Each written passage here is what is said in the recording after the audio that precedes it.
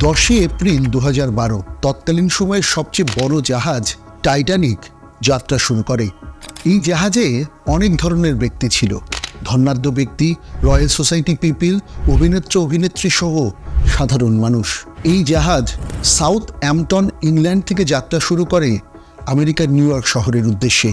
জাহাজ পরিচালনার দায়িত্বে ছিলেন 63 বছর বয়সী senior captain Edward John Smith. জাহাজকে নিয়ে তৎকালীন যাত্রীদের মধ্যে ছিল ব্যাপক উৎসাহ। এই জাহাজের যাত্রী হতে পারাটা ছিল প্রেস্টিজিয়াস ব্যাপার। জাহাজ নির্মাতাকারী প্রতিষ্ঠান হোয়াইট স্টার লাইন জাহাজটিকে নিয়ে ঠিক এভাবেই বিজ্ঞাপন করেছিল। এই জাহাজ নির্মাতাকারী প্রতিষ্ঠানের vice president Philip S Franklin সাধারণ জনগণের মধ্যে এসে ওপেনলি বলেছিলেন যে এই জাহাজ কখনো ডুববে না। This ship is unsinkable. Titanic জাহাজটি লম্বায় ছিল 269 মিটার এবং উচ্চতায় ছিল 53 মিটার। এই জাহাজে ব্যবহার করা হয়েছিল সেই সময়ের সবচেয়ে বিলাসবহুল ব্যবস্থাপনা। একটি 5 তারকা হোটেলের মতো swimming pool, Turkish bath, gym, squash court, 4টি রেস্টুরেন্ট, 2টি বার, লাইব্রেরি সহ সকল সুবিধা। তৎকালীন সময়ে এই জাহাজটি তৈরি করতে $7 মিলিয়ন খরচ হয়। সেই সময়ে সকল রকমের সেফটি ফিচার এনশিওর করে এই জাহাজটি তৈরি করা হয়েছিল বলে সকল যাত্রীরা খুব সহজেই বিশ্বাস করে এই জাহাজটি আনসিঙ্কেবল। এই জাহাজটি 10 এপ্রিল 1912 সালে যাত্রা শুরু করার 4 দিনের মাথায় 14 এপ্রিল 1912 সালে আটলান্টিক মহাসাগরে গিয়ে ডুবে যায়। বন্ধুরা, আমি আজ আপনাদেরকে শুধু টাইটানিক জাহাজ কিভাবে ডুবেছিল সেই গল্পই শোনাবো না, তার সাথে শোনাবো এই জাহাজ ডুবে যাওয়ার পেছনের রহস্য, তার সাথে কিছু কনস্পিরেসি থিওরির গল্প।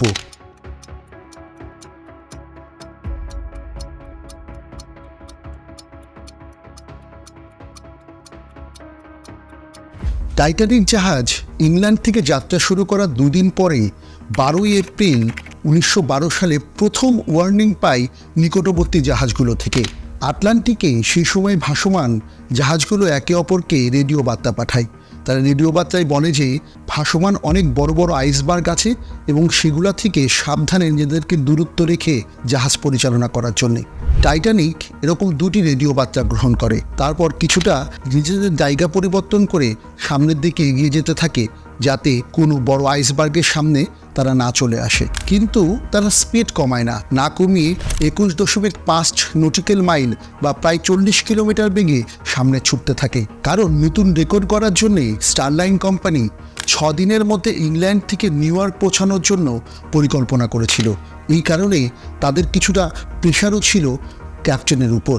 এর আরও 2 দিন পরে 14 এপ্রিল 1912 সালে টাইটানিক আরও 7টি আইসবার্গ আছে এরকম রেডিও বার্তা নিকটবর্তী জাহাজগুলো থেকে পায়। কিন্তু ক্যাপ্টেন স্মিথ এবং ক্রুরা এই বার্তা কিছুটা ইগনোর করেই স্পিড না কমিয়ে তাদের যাত্রা সামনের দিকে অগ্রসর করতে থাকে। 14 এপ্রিল রাতে সূর্য ডোবার পরে ঠান্ডা আরও বেশি পড়তে থাকে। সেই রাতে চাঁদও উঠেছিল না, ফলে চাঁদের আলো না থাকায় সামনের দিকে কিছুই দেখা যাচ্ছিল না। জাহাজের সামনের দিকে টাওয়ারে সবসময় একটা ছোট লুক আউট পয়েন্ট থাকে যাকে ক্রুজ নেস্ট বলা হয়, যেখানে 1 বা 2 ক্রু বসে সবসময় সামনের দিকে দেখতে থাকে যে সামনের দিকে আগত কোনো বাধা আছে কিনা।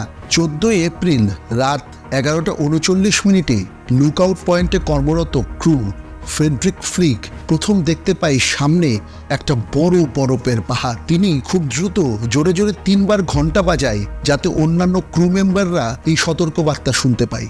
এরপরে ফোন করে চিৎকার করে কর্মরত কর্মকর্তাকে জানায় সামনে বড় আইসবার্গ, জাহাজকে বাঁয়ে ঘোরানোর জন্য। অফিসার উইলিয়াম মুরডগ ফোনে এই বার্তা গ্রহণ করে এবং খুব দ্রুত ইঞ্জিন রুমকে ইনস্ট্রাকশন দেয় জাহাজকে বাঁয়ে ঘোরানোর জন্য। কিন্তু ততক্ষণে অনেক দেরি হয়ে গেছে। জাহাজের গতি বেশি থাকায় মাত্র 1 মিনিট পরে 11:40 জাহাজটি এসে আইসবার্গের সাথে আঘাত হানে। এটি কোনো ছোটোখাটো আইসবার্গ ছিল না, লম্বায় ছিল প্রায় 400 ফিট, সমুদ্র থেকে উচ্চতায় ছিল প্রায় 100 ফিট এবং সম্ভাব্য ওজন ছিল প্রায় 1.5 টন।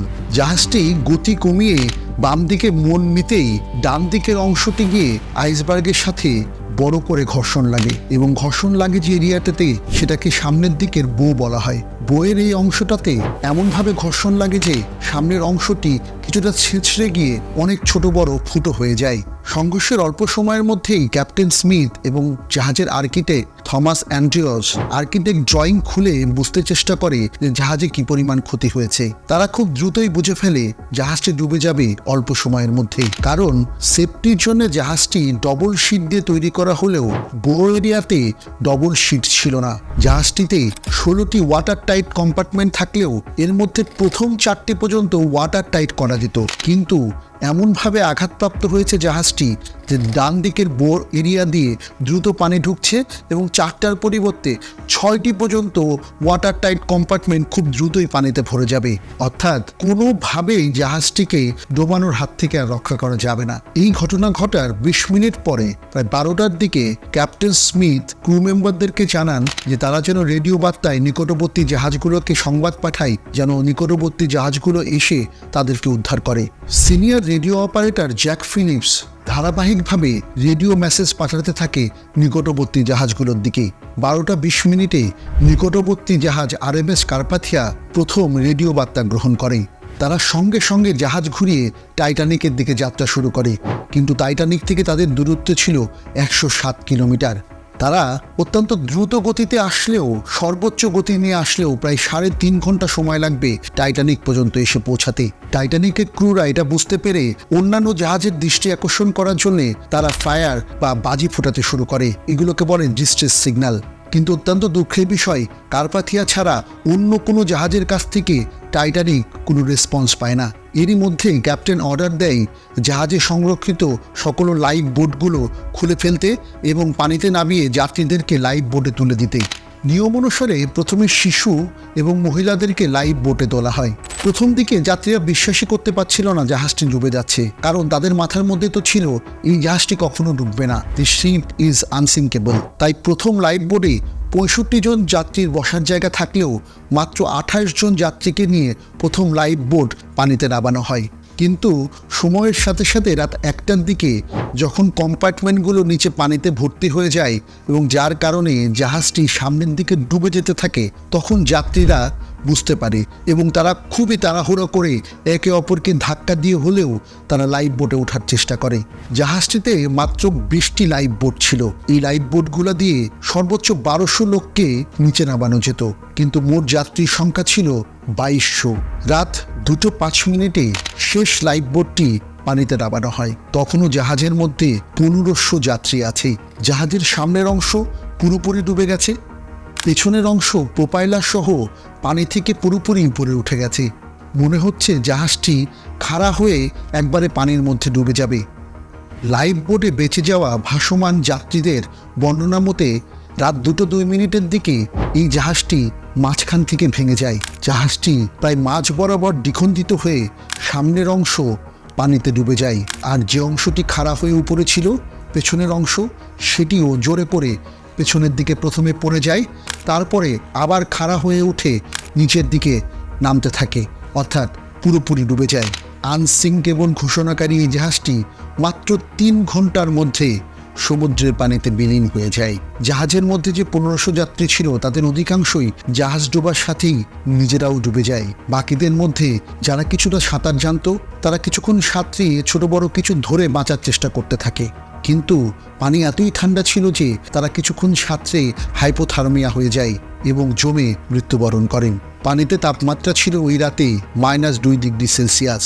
টাইটানিক জাহাজের ক্যাপ্টেন স্মিথ টাইটানিকের জাহাজের মধ্যে অবস্থান করেন এবং জাহাজের সাথেই তিনি ডুবে যান বলে নিশ্চিত করা হয়। কম্পোতিয়া জাহাজটি টাইটানিকের কাছে এসে পৌঁছায় রাত 3:30-4টার দিকে। তারা এসে শুধু দেখতে পায় ভাসমান লাইফ বোট এবং ভাসমান মৃত মানুষ। তারা লাইফ বোট থেকে ভাসমান 705 জন মানুষকে উদ্ধার করে আর খুঁজতে থাকে যে সমুদ্রে ভাসমান মানুষের মধ্যে তখনও কেউ জীবিত আছে কিনা। তারা বাঁশি বাজিয়ে চেষ্টা করে মানুষের দৃষ্টি আকর্ষণ করতে। তারা বুঝতে চেষ্টা করে যে ভাসমান অবস্থার মধ্যেও কেউ যদি বেঁচে থাকে তারা তাদেরকে উদ্ধার করবে, কিন্তু সেই প্রচেষ্টা পুরোপুরি ব্যর্থ হয়। এই ঘটনার পরে অনেক প্রশ্ন ওঠে, অনেক ইনভেস্টিগেশন হয়, অনেক কনস্পিরেসি থিওরি সামনে আসতে থাকে। বন্ধুরা, আমি যদি বলি সেই রাতে মাত্র 37 কিলোমিটার দূরে আরও একটি জাহাজ ছিল, যে জাহাজটি চাইলে টাইটানিককে বাঁচাতে আসতে পারত। আসলে ঘটনাটি সত্য। এই জাহাজটির নাম SS ক্যালিফোর্নিয়ান। টাইটানিক জাহাজটি আইসবার্গের সাথে ধাক্কা খাওয়ার 1 ঘন্টা আগে শেষ আইসবার্গ আছে বলে যে সতর্কবার্তা পেয়েছিলেন অন্য জাহাজটি থেকে, সেই জাহাজটির নাম SS ক্যালিফোর্নিয়ান। তারা প্রায় একই রাস্তায় টাইটানিকের চাইতে কিছুটা আগে ছিল। এই জাহাজটি টাইটানিককে সংবাদ পাঠানোর পরে কিছু সময় পরে 11টা 15 মিনিটের দিকে রেডিও অপারেটর রেডিও বন্ধ করে দেয় এবং জাহাজটির ক্যাপ্টেন সিদ্ধান্ত নেয় যে এই রাতে তারা আর জাহাজ চালাবে না। তারা জাহাজের ইঞ্জিন বন্ধ করে দিয়ে তারা আটলান্টিকে ভাসমান অবস্থায় ভাসতে থাকে। রেডিও বন্ধ থাকায় টাইটানিক থেকে পাঠানো অনবরত রেডিও সিগন্যাল কোনোটিই তারা রিসিভ করতে পারে নাই। টাইটানিক যখন ডুবে যাচ্ছে সামনের দিকে, তখন অনেক ক্রু এবং যাত্রীরাও নিকটবর্তী দূরে এই জাহাজটিকে দেখতে পেয়েছিলেন এবং তাদের মধ্যে থেকে একজন ক্রু বলেও ছিলেন, ওই দেখো একটা জাহাজ আসছে, যে জাহাজটি এসে আমাদেরকে উদ্ধার করবে। ক্যালিফোর্নিয়ান জাহাজ থেকে বাজি বা ফায়ার দেখতে পায় রাত 12টার দিকে।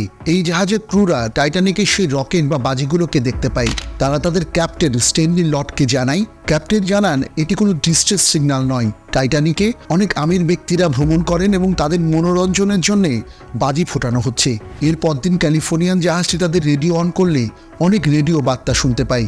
তারা বুঝতে পারে টাইটানিক বিপদে পড়েছে। তারা দ্রুতই টাইটানিক যেখানে ডুবেছে সেই জায়গাটিতে পৌঁছায়, কিন্তু ভাসমান মৃত লাশ ছাড়া আর কিছুই তারা দেখতে পায় না। এই ঘটনার পরে অনেক ইনভেস্টিগেশন হয়েছে, একে অন্যের প্রতি দোষারোপ করা হয়েছে, অনেক কনস্পিরেসি থিওরি সামনে এসেছে। বন্ধুরা, স্ক্রিনে দেখানো পাশাপাশি দুটি টাইটানিকের মতো জাহাজ দেখে মনে হতে পারে এটি এডিট করে বসানো একই জাহাজের দুটি ছবি। আসলে তা নয়। এই ছবিতে একটি জাহাজের নাম টাইটানিক, অপরটি হুবহু দেখতে নাম অলিম্পিক। হোয়াইট স্টার লাইনের জাহাজগুলো ছিল খুবই জনপ্রিয়। ভ্রমণ যেমন আরামদায়ক, তেমনি তারা খুব স্বল্প মূল্যে টিকিট বিক্রি করত।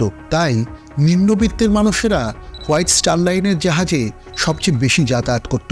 আমেরিকার খুবই প্রভাবশালী ব্যবসায়ী জিপি মর্গান 1903 সালে হোয়াইট স্টার লাইন কোম্পানিটি কিনে নেয়। এই জাহাজ ব্যবসাকে আরও লাভজনক করার উদ্দেশ্যে 1907 সালে তিনি northern Irish ship building company হ্যাডড্যান উলফকে দায়িত্ব দেন হোয়াইট স্টার লাইনের জন্য আরও লাক্সারিয়াস শিপ বানাতে। তারা 3টি জাহাজ একত্রে বানানোর সিদ্ধান্ত নেয়। একটি জাহাজের নাম হবে অলিম্পিক, আরেকটি টাইটানিক এবং তৃতীয়টি হবে ব্রিটানিক। আরও সেম সাইজের 3টি বড় বড় জাহাজ নির্মাণ করে সারা পৃথিবীকে তাক লাগিয়ে দেওয়ার জন্য জিপি মর্গান তার ক্ষমতা এবং তার আধিপত্য বিস্তারের উদ্দেশ্যে এই জাহাজ নির্মাণের পরিকল্পনা করেন। এর মধ্যে অলিম্পিক এবং টাইটানিক একদমই সেম ডিজাইন আইডেন্টিক্যাল টুইন করা হয়। জাহাজ দুটির ইন্টেরিয়র ডিজাইনে কিছু সামান্য পরিবর্তন থাকলেও সাধারণ মানুষের চোখে সেটা বোধগম্য ছিল না। অলিম্পিক জাহাজ আগে নির্মাণ হয়ে যায় এবং 14 জুন 1911 সালে যাত্রা শুরু করে। যাত্রার কিছুদিনের মধ্যেই তারা ছোট বড় 3টি দুর্ঘটনার মধ্যে পতিত হয়। এর মধ্যে তারা একটি বড় টাগবোটকে ধাক্কা দিয়ে ডুবিয়ে দেয়, যার ফলে অলিম্পিকের বৃহৎ অংশের ক্ষতি হয় এবং টাগবোটটি ডুবে যাওয়ার কারণে তারা কমপ্লেন জানায়। ব্রিটিশ নেভি এই দুর্ঘটনার তদন্ত করে এবং তদন্ত করে তারা বুঝতে পারে যে এই দুর্ঘটনার জন্য অলিম্পিক জাহাজের ক্যাপ্টেন এবং ক্রুরাই দায়ী। তাই অলিম্পিক জাহাজের জন্য করা $1 মিলিয়ন ইন্স্যুরেন্স ক্লেম হাতছাড়া হয়ে যায়। ইন্স্যুরেন্স কোম্পানি ছিল Lords bank of London. Insurance ছাড়া এত বড় আর্থিক ক্ষতি পুষিয়ে উঠতে পারবে না হোয়াইট স্টার লাইন। তাই তারা জাহাজটিকে খুব দ্রুতই বেলফেস্টে পাঠায়। সেখানে টাইটানিক জাহাজ প্রায় নির্মাণাধীন অবস্থায় ছিল। এখানেই 2টি জাহাজকে সুইচ করা হয়, অর্থাৎ দুর্ঘটনা কবলিত অলিম্পিক জাহাজকে দ্রুত মেরামত করে তাকে টাইটানিক নাম দেওয়া হয় আর টাইটানিককে দেওয়া হয় অলিম্পিক নাম। টাইটানিক এবং অলিম্পিক একই সাইজের জাহাজ হলেও টাইটানিকে কম্পার্টমেন্ট ছিল 14টি আর অলিম্পিকে কম্পার্টমেন্ট ছিল 16টি। কিন্তু টাইটানিক নামে যে জাহাজটি ডুবে গেছে সেই জাহাজটিতে ওয়াটার টাইট কম্পার্টমেন্টে পাওয়া যায় 16টি। অলিম্পিক জাহাজ দুর্ঘটনায় কবলিত হলে তার প্রোপাইলার নষ্ট হয়ে যায় এবং একটি প্রোপাইলার পরিবর্তন করা হয়। নতুন যে প্রোপাইলারটি লাগানো হয় সেই প্রোপাইলারটির নাম্বার 401। সমুদ্রের নিচে টাইটানিকের যে ধ্বংসাবশেষ আছে তার প্রোপাইলারের ছবি বিশ্লেষণ করে দেখা গেছে সেই প্রোপাইলারের মধ্যে একটি প্রোপাইলারের নাম্বার 401। তাই মনে করা হয় জিপি মর্গান তার দুর্ঘটনা কবলিত অলিম্পিক জাহাজটি টাইটানিক নামে চালিয়ে দিয়ে সমুদ্রে ডুবিয়ে দিয়ে ইন্স্যুরেন্সের টাকা তুলে নিয়েছিলেন। এছাড়াও জিপি মর্গান, যার নামে এখন ইউএসএ সহ অন্যান্য অনেক কান্ট্রিতে ব্যাংক আছে, তিনি 1900 সালের দিকে ব্যাংক ব্যবস্থাপনা এক নতুন কনসেপ্ট দিয়েছিলেন। নতুন কনসেপ্ট অনুসারে তিনি ফেডারেল রিজার্ভ ব্যাংক নামে একটি বেসরকারি ব্যাংক ব্যবস্থাপনা তৈরি করতে চেয়েছিলেন। যেখানে ফেডারেল রিজার্ভ ব্যাংক ডলার ছাপাবে এবং আমেরিকান সরকার ফেডারেল রিজার্ভ ব্যাংক থেকে লোন নিয়ে রাষ্ট্র পরিচালনা করবে। জিপি মর্গানের কনসেপ্ট সে সময় বাস্তবায়ন হয়নি। এই কনসেপ্টের বিরোধিতা করেছিলেন জন জেকব, বেঞ্জামিন এবং ইসাডার। এই তিনজন ছিলেন সেই সময় আমেরিকার শীর্ষ ব্যবসায়ী। বিরোধিতা করলেও জিপি মর্গান এদের সাথে সম্পর্ক ভালো রাখেন। পরবর্তীতে দেখা যায় জিপি মর্গান টাইটানিকের 3টি বিলাসবহুল টিকিট এই 3জন শীর্ষ ব্যবসায়ীর কাছে বিক্রি করেছেন। আমেরিকার এই 3জন শীর্ষ ধনী সেই দিন 10 এপ্রিল 1912 টাইটানিক জাহাজের যাত্রী ছিলেন। জিপি মর্গানেরও টাইটানিকের যাত্রী হওয়ার কথা ছিল, কিন্তু শেষ মুহূর্তে তিনি তার অসুস্থতার কথা বলে এই যাত্রা বাতিল করেন। সেই সাথে হোয়াইট স্টার লাইনের শীর্ষ 50 কর্মকর্তাও শেষ মুহূর্তে এই যাত্রা বাতিল করেন। টাইটানিক জাহাজের ক্যাপ্টেন স্মিথ অলিম্পিক জাহাজেরও ক্যাপ্টেন ছিলেন, যার হাতে অলিম্পিক একাধিকবার দুর্ঘটনায় কবলিত হয়েছে। টাইটানিক ডোবার পরে ইনভেস্টিগেশনের সময় স্টারলাইনের কর্মকর্তারা অনেকবার মৌখিক এবং লিখিতভাবে অলিম্পিকের পরিবর্তে টাইটানিকের নাম উল্লেখ করে ফেলেছিলেন। এই 3 ধনকুবের মৃত্যুর পরে 1913 সালে এসে ফেডারেল রিজার্ভ ব্যাংক প্রতিষ্ঠিত হয়। জিপি মর্গান ইন্স্যুরেন্সের টাকা ক্লেম করে টাইটানিক জাহাজের জন্য এবং সমস্ত টাকা তুলে নেয়। 1914 সালে এসে প্রথম বিশ্বযুদ্ধ শুরু হলে ব্রিটিশ সরকারের টাইটানিক নিয়ে ইনভেস্টিগেশন অনেকটা ধামাচাপা পড়ে যায়। কনস্পিরেসি করেই হোক আর দুর্ঘটনা কবলিত হয়েই হোক, টাইটানিক ডুবে যাওয়া ছিল খুবই মর্মান্তিক। এই ঘটনার পরে জাহাজ পরিচালনা পদ্ধতিতে অনেক পরিবর্তন আসে, নতুন নতুন নীতিমালা তৈরি হয়। টাইটানিক ডুবিতে যত মানুষ মারা গেছে তারা ছিল সাধারণ ও নিম্নবিত্তের, তারা হারিয়ে গেছে আটলান্টিকের গহীনে। তাই 100 বছরের এই পুরনো ঘটনা আজও মানুষের কৌতূহলের বিষয়। বিশেষ করে 1997 সালে 17 ডিসেম্বর হলিউড থেকে নির্মিত জেমস ক্যামেরুনের টাইটানিক মুভিটি সাধারণ মানুষের মনে টাইটানিকের স্মৃতিচিহ্ন এঁকে দিয়েছে। টাইটানিক মুভিটি নেটফ্লিক্সে দেখতে পারেন। আমার এই ভিডিওতে ব্যবহৃত সমস্ত তথ্যের সোর্স লিঙ্ক ডেসক্রিপশন বক্সে দেওয়া আছে। আমার ভিডিওটি ভালো লাগলে লাইক করুন, আমার ইউটিউব চ্যানেলকে সাবস্ক্রাইব করে বেল বাটনে চাপ দিন। আমার ভিডিওগুলো ফেসবুক পেজ এবং ইনস্টাগ্রাম থেকেও দেখতে পারেন, ডেসক্রিপশন বক্সে লিঙ্ক দেওয়া থাকবে। বিশ্বনবীর জীবনের গল্প, চন্দ্র বিজয়ের গল্প, ইসরায়েল ফিলিস্তিনি যুদ্ধ পরিস্থিতি এবং দ্বাদশ জাতীয় সংসদ নির্বাচন নিয়ে আমার করা আরও 4টি ভিডিও দেখতে ডেসক্রিপশন বক্সে ক্লিক করুন।